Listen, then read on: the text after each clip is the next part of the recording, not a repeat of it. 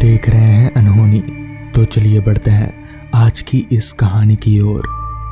दीपावली की उस खौफनाक रात को आज तक कोई भुला नहीं पाया। सब लोग तो ये जानते हैं कि दीपावली रोशनी का त्यौहार है, पर जो ज़्यादातर लोग नहीं जानते हैं वो ये है कि दीपावली की रात अमावस्या की रात होती है और हर अमावस्या की काली रात को शक्तियाँ सबसे ज़्यादा ताकतवर हो जाती हैं। ये कहानी बहादुरपुर नाम के गांव की है, जहां कमल नाम का एक लड़का रहता था। कमल इस बात से अनजान था कि दीपावली का त्यौहार अमावस्या की रात को होता है।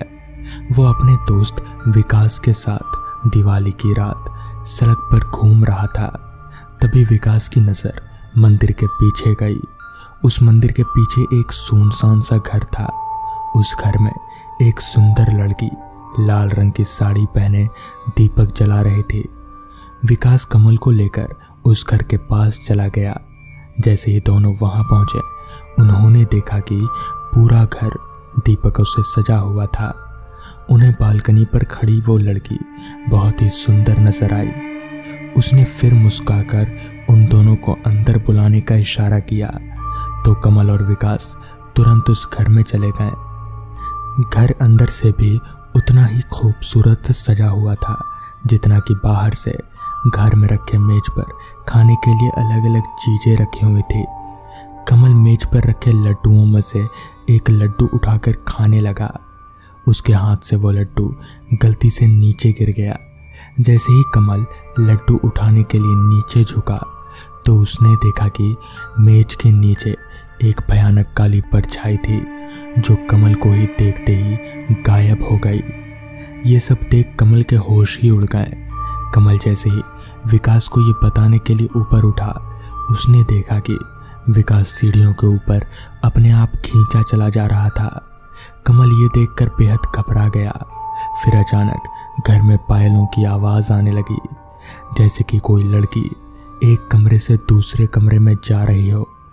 कमल उस आवाज़ के पीछे पीछे सीढ़ियों के ऊपर चला गया, लेकिन ऊपर जाते ही उसे कमरे के अंदर पंखे से लटकी हुई एक लाश दिखी। कमल उस लाश का चेहरा देखकर बुरी तरह से कांपने लगा, क्योंकि वो किसी और की नहीं बल्कि विकास की ही लाश थी। कमल डरते डरते पीछे मुड़ा, तो सामने ठीक वही सुंदर लड़की खड़ी थी और उसे देखकर मुस्कुरा रही थी। इस बार कमल को वो मुस्कुराना लुभाने वाली नहीं लगी, बल्कि बेहद डरावनी लग रही थी। अचानक घर की सारी लाइटें बंद हो गई। घर में तेज हवाएं चलने लगी। घर में जलाए हुए सारे दीपक अपने आप ही बुझ गए। वो घर धीरे धीरे एक खंडहर में बदल गया। वो लड़की अब भी कमल को देखकर मुस्कुरा रही थी। अचानक लाल साड़ी पहनी हुई उस लड़की के बाल सफ़ेद और लंबे होने लगे और आंखें एकदम लाल पड़ गईं और उसका चेहरा एकदम से डरावना हो गया। कमल उसे देखकर एकदम से सुन्न पड़ गया। वो लड़की हाथ में चाकू लिए कमल की तरफ बढ़ी आ रही थी। कमल ने जैसे तैसे अपना होश संभाला और बिना कुछ सोचे समझे सीधा बाहर की ओर भागा। लेकिन वो लड़की अब भी कमल का पीछा कर रही थी। वो लड़की कमल को मारने के लिए अपना हाथ उसकी तरफ बढ़ाई, लेकिन कमल तब तक बाहर निकल गया था। उसने जल्दी से घर का दरवाज़ा बंद कर दिया और कमल ने अपने गले हुए में बंधे ताबीज को उस घर के दरवाजे पर टांग दिया। अब वो लड़की दरवाजे के अंदर से ही बहुत ज़ोर ज़ोर से खटखटा रही थी। उस ताबीज की वजह से वो दरवाज़ा नहीं खुला। फिर अचानक खटखटाने की आवाज़ बंद हो गई और फिर कमल को विकास के चीखने की आवाज़ सुनाई दी। वो चुड़ैल चाहती थी कि जैसे तैसे कमल भी विकास की तरह उसके झांसे में आ जाए और कमल को भी वो विकास की तरह मार सके। कमल वहाँ से जल्दी निकला और घर के पास बने मंदिर में जाकर बैठ गया। थोड़ी ही देर बाद उसका मन कुछ शांत हुआ, तो वो अपने घर जाकर चुपचाप सो गया। अगली सुबह जब कमल उठा, तब कमल ने पूरा किस्सा अपनी माँ को बताया। माँ ने उससे कहा कि कई साल पहले दीपावली की रात एक लड़की ने उस घर में आत्महत्या की थी। तब से उसी की आत्मा उसी घर में भटकती रहती है। किसी को भी ये पता नहीं चल पाया कि उसने ऐसा क्यों किया था, और उस घर में कोई भी नहीं जाता। ये बात सुनकर कमल पूरी तरह से हिल गया, मगर विकास वो अब नहीं रहा। तो दोस्तों, ये थी आज की पहली कहानी। तो चलिए बढ़ते हैं आज की दूसरी कहानी की ओर। खाली बस के बाहर रास्ते पर फैला घना कोहरा और अंधकार, ये तीनों ऐसी चीजें थीं जिससे कोई भी इंसान डर जाए। मुझे भी काफी डर लग रहा था, मगर मैं क्या करता, मेरी तो मजबूरी थी ऐसे सफर करने की। वरना अगर मेरी मजबूरी नहीं होती तो मैं ऐसे सफर करता ही नहीं। बस उस सुनसान रास्ते पर आगे बढ़े जा रही थी।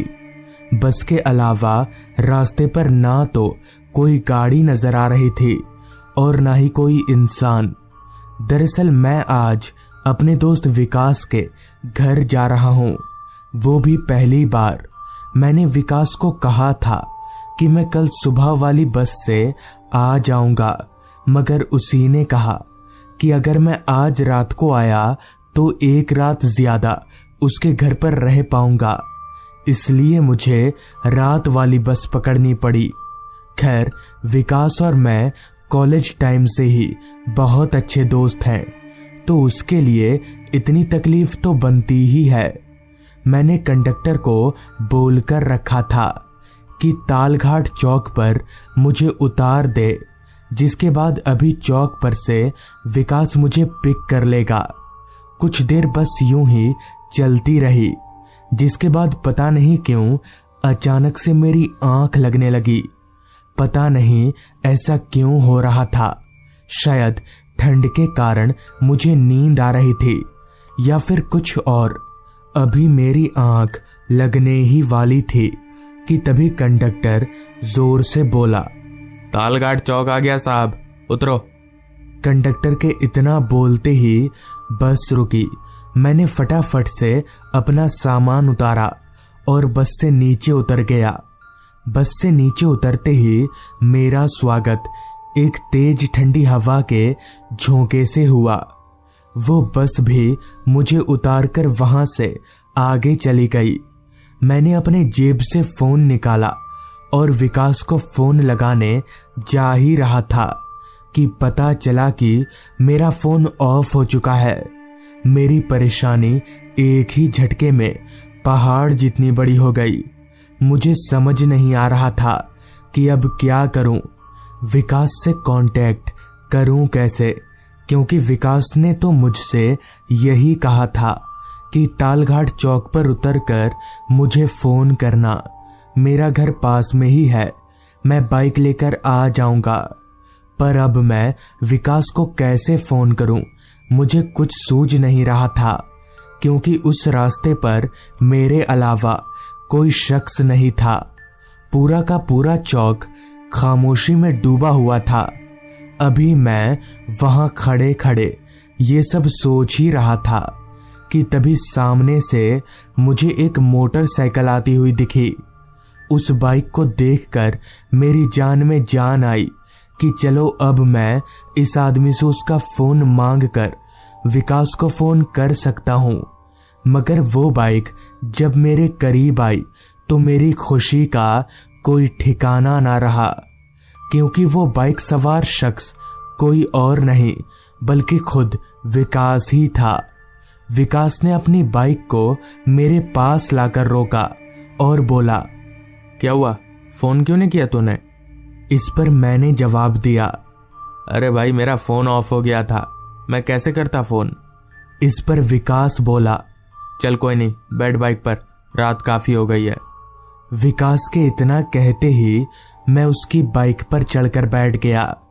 मेरे बैठते ही विकास ने बाइक को आगे बढ़ा लिया और हम लोग उसके घर की तरफ आगे बढ़ने लगे। रात हर पल गहराती जा रही थी। घड़ी की माने तो तब रात के 9:15 बज रहे थे। मगर एक चीज बड़ी अजीब थी। रास्ते पर कोई इंसान नहीं था। पर ऐसा क्यों? आखिर इतनी जल्दी ही रास्ता इतना सुनसान क्यों हो गया? मुझे कुछ ठीक नहीं लग रहा था। एक और बात मैंने अभी नोटिस की कि आखिर विकास को पता कैसे चला कि मैं उतर चुका हूं। मैंने तो उसे फोन किया ही नहीं। इस सवाल को मैं ज्यादा देर तक अपने जहन में रख नहीं सका और विकास से पूछा, विकास, तुझे पता कैसे चला कि मैं उतर चुका हूं? इस पर विकास बोला, मुझे यहां आने वाली सभी बसों की टाइमिंग पता है, सब जानता हूं मैं। विकास से ये सुनकर मुझे तसल्ली मिली। बाइक पर तेज ठंडी हवा मेरे बदन पर ऐसे लग रही थी जैसे कोई बर्फ के गोले मार रहा हो। मुझे कुछ ज्यादा ही ठंड लग रही थी, जबकि ऐसा नहीं होना चाहिए था क्योंकि मैं विकास से पीछे बैठा हुआ था। ज्यादा ठंड विकास को लगनी चाहिए थी, तो फिर मुझे क्यों लग रही है? ऐसा लग रहा था जैसे हवा विकास के शरीर को आर पार करके सीधे मुझे लग रही हो। खैर, मैं चुपचाप बाइक पर बैठा रहा। विकास को बाइक चलाते हुए अब काफी वक्त हो चुका था, मगर अभी तक उसका घर नहीं आया था। जबकि फोन पर तो विकास ने ये कहा था कि उसका घर चौक से नजदीक पड़ता है, तो फिर अभी तक हम लोग घर क्यों नहीं पहुंचे? इसी तरह के हजारों सवाल अब धीरे धीरे मन में उमड़ने लगे थे, मगर मुझे विकास से ऐसे बार बार पूछना भी ठीक नहीं लग रहा था। मैंने सोचा विकास का घर जब आ जाएगा तो वो मुझे खुद ही उतरने के लिए बोलेगा। मन को ये समझाकर मैं चुपचाप बाइक पर बैठा रहा। कुछ ही देर में विकास ने बाइक को एक बड़े से घर के पास रोका। वो घर काफी बड़ा था, जो कि चांद की रोशनी में मुझे साफ तौर पर नजर आ रहा था। पर विकास का घर इतना बड़ा है, ये मुझे उसने पहले बताया नहीं था। खैर, विकास और मैं हम दोनों घर के दरवाजे पर गए। विकास ने घर का दरवाजा सरकाया और हम लोग घर के अंदर दाखिल हो गए। घर के अंदर पूरा अंधेरा फैला हुआ था। घर के अंदर कोई लाइट नहीं जल रही थी, जिस पर मैंने विकास से पूछा, लाइट नहीं है क्या यहाँ पर? इस पर विकास ने लड़खड़ाती आवाज में कहा, हाँ, शायद लाइट चली गई होगी। चल, मैं तुझे तेरा कमरा दिखा देता हूँ, तू जाकर सो जा, बहुत थक गया होगा। विकास की बात सुनकर मुझे काफी हैरानी हुई कि मैं पहली बार उसके घर पर आया हूं। उसने ना तो मुझे खाने के लिए पूछा और ना ही मुझसे सही से बात की। विकास ऐसा तो नहीं था, तो फिर आज इसे हो क्या गया है? खैर, मैंने उस वक्त कुछ भी बोलना ठीक नहीं समझा और विकास के साथ घर के एक कमरे की तरफ जाने लगा। उस कमरे के दरवाजे तक छोड़कर ही विकास वहां से चला गया। मुझे पूरा यकीन हो गया था कि आज विकास के साथ कुछ तो गलत हुआ है। खैर, मैं उस कमरे के अंदर दाखिल हुआ। कमरे में एक पलंग लगा हुआ था और उसी पलंग के सिरहाने में एक कांच की खिड़की थी, जिससे चांद की रोशनी कमरे के अंदर आ रही थी। मैं उसी पलंग पर लेट गया और सफर की थकावट के चलते कब मेरी आंख लग गई मुझे कुछ याद नहीं। ना जाने कितनी देर बाद, मगर जब मेरी आंख खुली तो मेरे सर के पास वाली खिड़की में कोई बाहर से दस्तक दे रहा था। मैंने तुरंत खिड़की की ओर देखा तो पाया कि खिड़की के बाहर विकास खड़ा है और वो मुझे खिड़की खोलने के लिए बोल रहा है। मैंने तुरंत खिड़की के कांच को सरकाया तो उधर से विकास बोला, जल्दी बाहर आ, यहाँ इसी खिड़की से आ जा। चूंकि वो खिड़की काफी बड़ी थी तो मैं उसी से बाहर निकल गया। मेरे बाहर निकलते ही विकास बोला, तू यहाँ कैसे आया? इतनी दूर? विकास की बात सुनकर मुझे काफी हैरानी हुई कि आखिर ये ऐसी ऊटपटांग बातें क्यों कर रहा है। जिस पर मैंने कहा, तू ही तो यहाँ लेकर आया मुझे अपनी बाइक से। इस पर विकास बोला, तू जल्दी चल यहाँ से, मेरे पास कोई बाइक है ही नहीं और ये मेरा घर नहीं है। विकास की बात सुनकर मेरे होश उड़ गए। खैर मैं विकास के साथ उस घर से दूर जाने लगा। तभी रास्ते पर चलते हुए विकास ने कहा, तू जिस विकास के साथ यहाँ आया ना, वो बस एक छलावा था। अगर मैं सही वक्त पर नहीं आता तो तू मारा जाता। दरअसल यहाँ बहुत सी घटनाएं ऐसी हो चुकी हैं, उस घर में बहुत से लोग मर चुके हैं।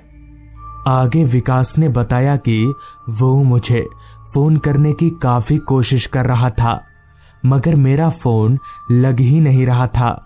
विकास मुझे देखने के लिए चौक पर भी गया था, मगर मैं उसे वहां पर मिला ही नहीं। तो वो समझ गया कि मैं कहाँ मिलूंगा, इसलिए वो अपनी जान पर खेलकर मुझे बचाने आ गया। तो इस तरह से उस रात मेरी जान बच गई।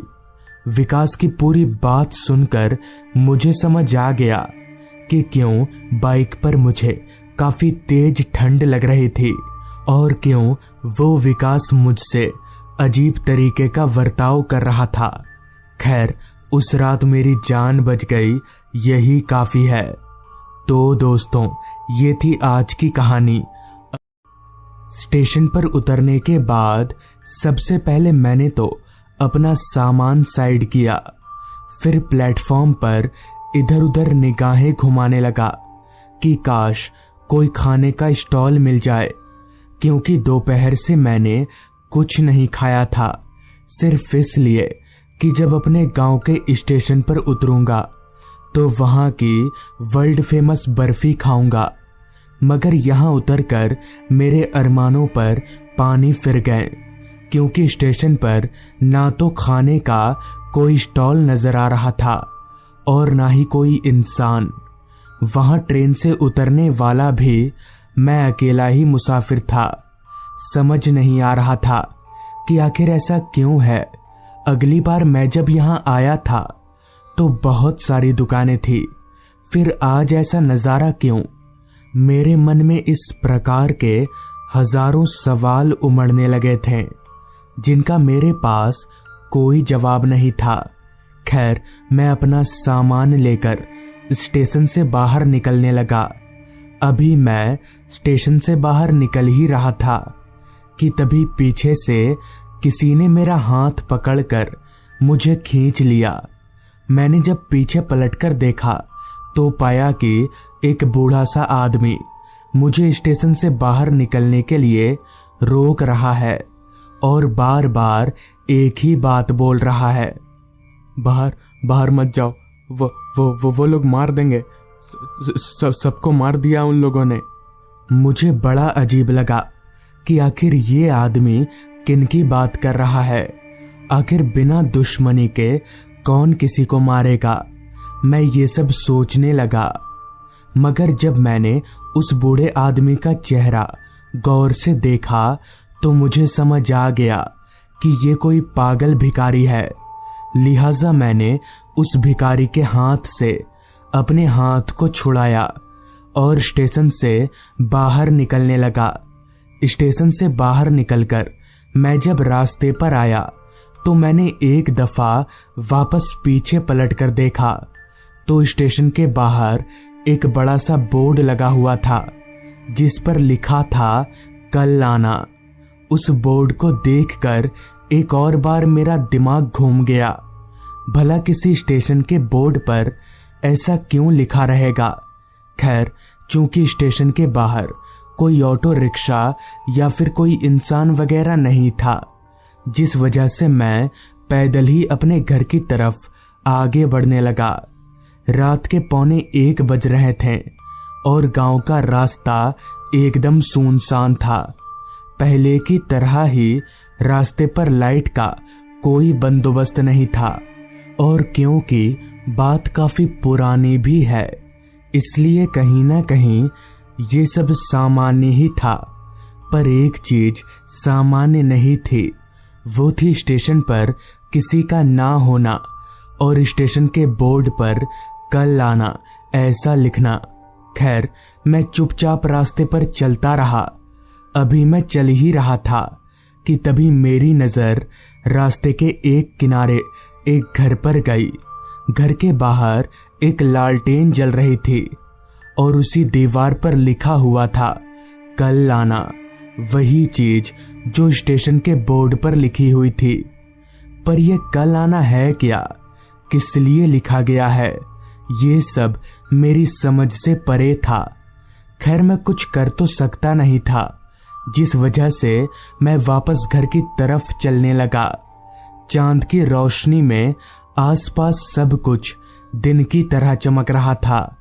अभी मैं अपने घर की तरफ जा ही रहा था कि तभी मुझे ऐसा महसूस होने लगा जैसे कोई मेरे पीछे पीछे चल रहा हो, क्योंकि मैं किसी के कदमों की आवाज साफ तौर पर सुन पा रहा था। आवाज किसी एक इंसान की नहीं थी, ऐसा लग रहा था जैसे 3-4 लोग हों। मैं फट से पीछे पलटा, मगर मेरे पीछे दूर दूर तक घने अंधेरे के अलावा और कुछ भी नहीं था, ना कोई इंसान और ना ही इंसान की जात। पर अगर कोई पीछे है ही नहीं तो फिर ये आवाज आ कहां से रही थी। पर फिर मैंने सोचा, हो सकता है शायद ये मेरा वहम हो।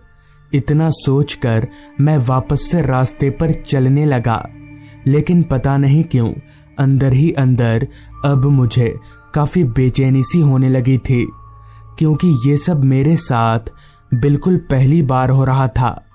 रास्ते पर मेरे चलने की आवाज और साथ ही रात कीड़ों की आवाजें पूरे फिजा में गूंज रही थी।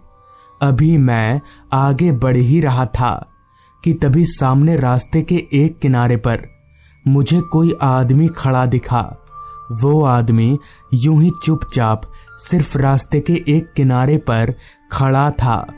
मैं जब चलकर उस आदमी के पास आया तो उसने मुझसे रुकवाते हुए कहा, भाई साहब, जरा मेरे साथ आगे तक चलेंगे? वो क्या है कि मुझे अकेले चलने में डर लग रहा है। उस आदमी की बात पर मैंने कहा, हाँ चलिए मेरे साथ, मैं चलता हूँ। जिसके बाद हम दोनों साथ में आगे बढ़ने लगे। वो आदमी थोड़ा अजीब किस्म का था, मतलब उसके चलने का तरीका बड़ा अजीब था। वो काफी बड़े बड़े कदम लेकर चल रहा था, जैसे उसे कहीं पहुंचने की जल्दी हो। तभी मैंने उस आदमी से पूछा, कहाँ जा रहे हैं आप? इस पर उस आदमी ने कहा, कहीं नहीं, बस ऐसे ही टहल रहा हूं। उस आदमी की बात सुनकर मुझे काफी हैरानी हुई, क्योंकि अभी थोड़ी देर पहले वो आदमी बोल रहा था कि उसे डर लग रहा है, तो फिर ये आदमी अभी टहलने क्यों निकला है, ये मेरी समझ से बाहर था। खैर, मैं उस आदमी के साथ साथ आगे चलता गया। अभी हम लोग चल ही रहे थे कि तभी रास्ते के बीचों बीच मुझे 2 लोग खड़े दिखे। वो लोग जमीन पर पड़े एक आदमी को घेर कर खड़े थे।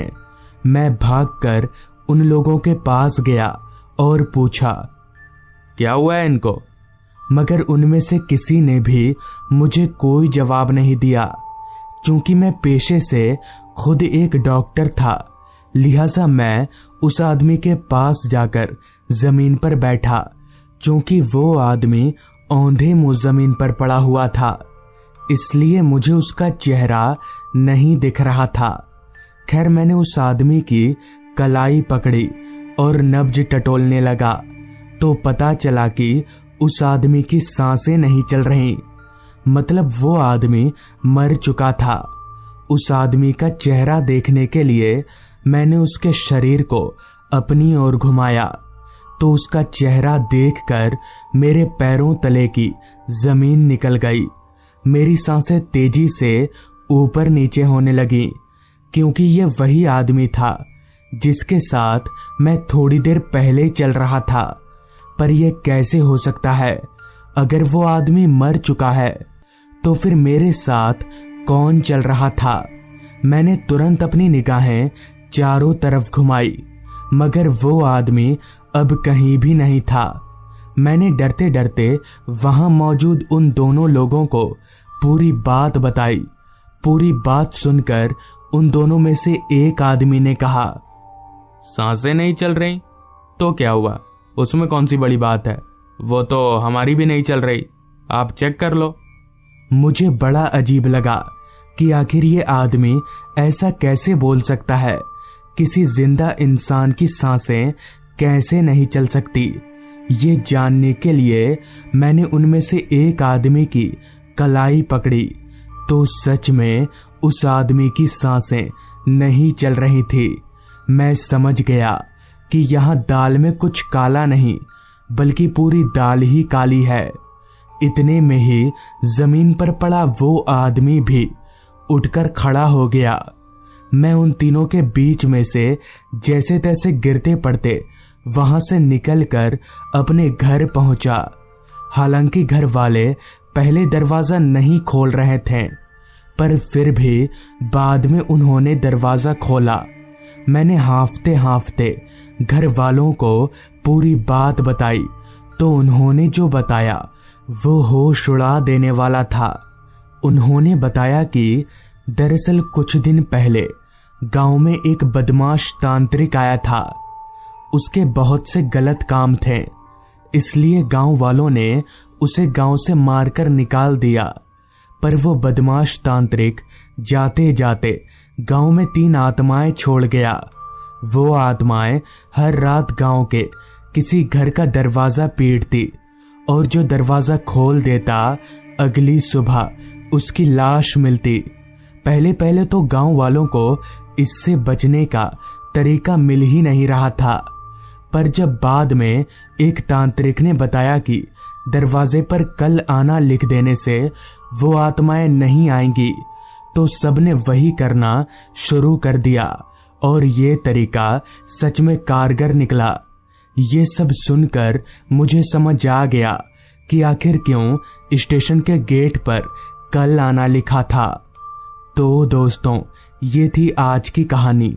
अगर आपको ये कहानी पसंद आई हो तो चैनल को ज़रूर सब्सक्राइब कर लें। तो मैं आपका दोस्त आर्यन जल्द ही मिलूंगा आपसे ऐसी ही एक कहानी के साथ।